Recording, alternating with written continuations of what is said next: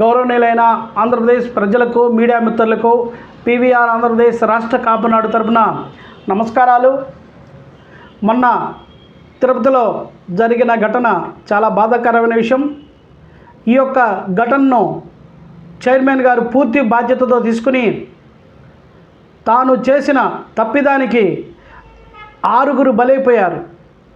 వాళ్ళ మరణానికి కారకులైనటువంటి చైర్మన్ గారు బాధ్యతల నుంచి తప్పుకోవాలని పీవీఆర్ ఆంధ్రప్రదేశ్ రాష్ట్ర కాపునాడు తరపున డిమాండ్ చేస్తున్నాం.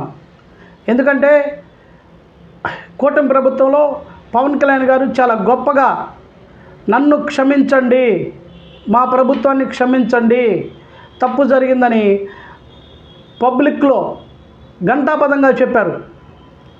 ఆ యొక్క విషయాన్ని బీవీఆర్ నాయుడు గారు అర్థం చేసుకుని బాధ్యతల నుంచి తప్పుకుంటే మంచిదని పీవీఆర్ ఆంధ్రప్రదేశ్ రాష్ట్ర కాపునాడు తరపున డిమాండ్ చేస్తున్నాం.